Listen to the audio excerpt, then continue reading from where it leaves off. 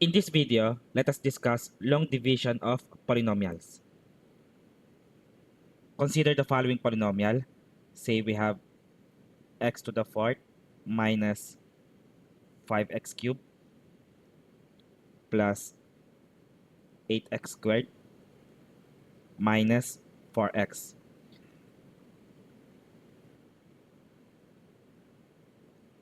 Divided by the binomial x minus 1.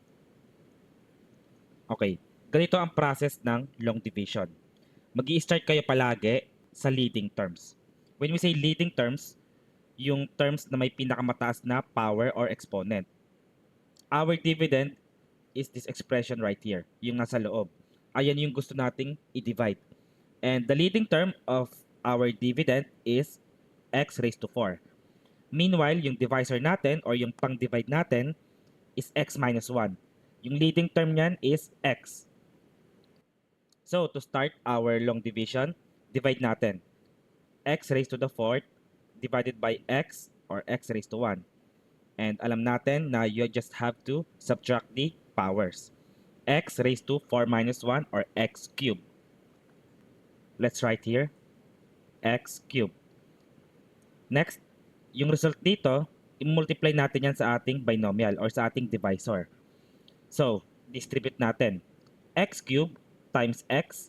This time, mag-add naman tayo ng powers. So, x raised to 1 yan. X raised to 1 plus 3 or x to the 4th.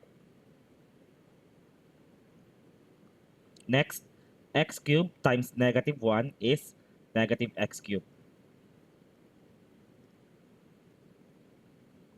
Now we will subtract. X to the 4th minus x to the 4th, cancel out yan. And then negative 5x cubed minus negative x cubed. Negative 5 minus negative 1 is negative 4. Negative 4x cubed. Next step is bring down the next term. Plus 8x squared. Now the process starts again. Divide natin yung leading terms. Negative 4x cubed divided by x is negative 4x squared. Tapos multiply natin. Negative 4x squared times the binomial. So negative 4x squared times x is negative 4x cubed. Tapos negative 4x squared times negative 1 is positive 4x squared.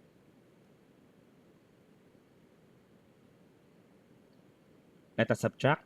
Negative 4x cubed minus negative 4x cubed, cancel out na to. 8x squared minus 4x squared is 4x squared. And then, let's bring down the next term, negative 4x. Tapos, repeat the same process. Divide the leading terms. 4x squared divided by x is 4x. Tapos, multiply. 4x times x is 4x squared. Also, 4x times negative 1 is negative 4x. Lastly, if we subtract, we get 0 here. Now, our long division stops here, which means ito yung ating quotient. But take note, the value right here, yung 0 na yan, ayan yung ating remainder. Hindi nyo na kailangan i-include sa solution yung remainder kung 0 naman ang value. I-include nyo lang yan kung hindi 0. Kasi ang ibig sabihin ng remainder is yung butal. Kasi kapag nagdi-divide ka, hindi naman laging divisible. For example, 4 divided by 2, 0 ang remainder nun. But 5 divided by 2, may remainder yon. So, ganun lang din dito. Gumagamit lang tayo ng algebraic expressions instead of integers. Pero same concept applies.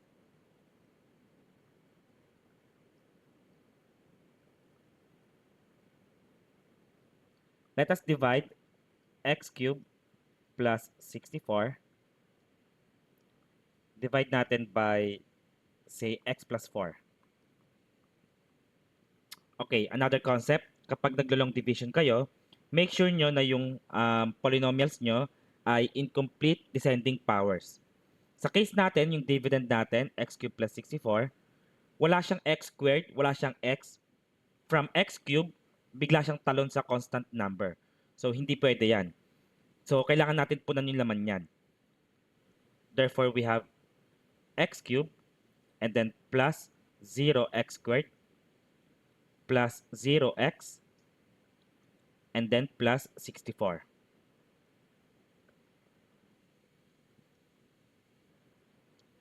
Let us divide by x plus 4.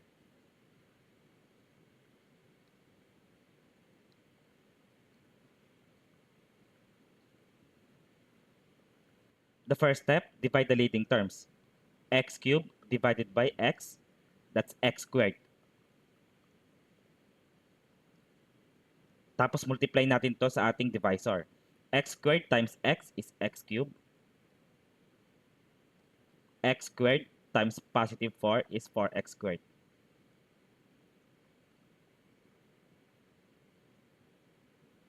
Let us subtract. X cubed minus x cubed, cancel out na yan.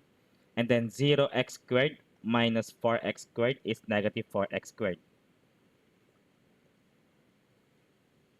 Bring down the next term, plus 0x. Tapos ulitin natin yung process. Divide the leading terms. Negative 4x squared divided by x is negative 4x. Negative 4x times x is negative 4x squared. Negative 4x times 4 is negative 16x. Let us subtract. Cancel out na to. 0x minus negative 16x is positive 16x. And lastly, bring down 64. So, plus 64. 16x divided by x is 16. 16 times x is 16x. While 16 times 4 is 64. Tapos subtract, cancel out naman yan. 0 ang ating remainder. Kulang lang ako sa space. So anyway, the answer is, or the quotient is, the expression at the top.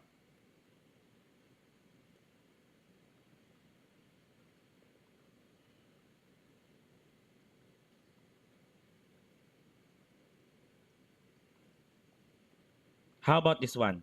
Let us divide x cubed plus 5x squared minus 7x plus 2. Divide natin by the binomial x minus 2. Kung papansinin natin yung ating dividend, kumpleto naman yan ng decreasing power order. 3, 2, 1. So, okay naman. Pwede na tayo mag-proceed sa long division diretso. X cubed divided by x is x squared. Multiply. X squared times x is x cubed. Meanwhile, x squared times negative 2 is negative 2x squared. Subtract tayo. X cubed minus x cubed, cancel out na yan. Tapos 5x squared minus negative 2x squared. 5 minus negative 2 is positive 7. So 7x squared. Tapos bring down the next term, negative 7x. 7x squared divided by x is 7x. Multiply. 7x times x is 7x squared. 7x times negative 2 is negative 14x. Subtract ulit tayo. Cancel to. Tapos negative 7x minus negative 14x is positive 7x. Bring down the last term, plus 2. Tapos ulitin natin yung process. 7x divided by x is positive 7. Next, multiply. 7 times x is 7x. And then 7 times negative 2 is negative 14. Subtract. Cancel yung 7x. And then 2 minus negative 14 is positive 16. And then our long division stops here kasi wala na tayong terms dito. So, our quotient is this expression at the top and then plus kasi meron tayong remainder. Hindi naman 0 yan. So, kailangan natin isama yan. Plus the remainder, 16, divided by the divisor, x minus 2.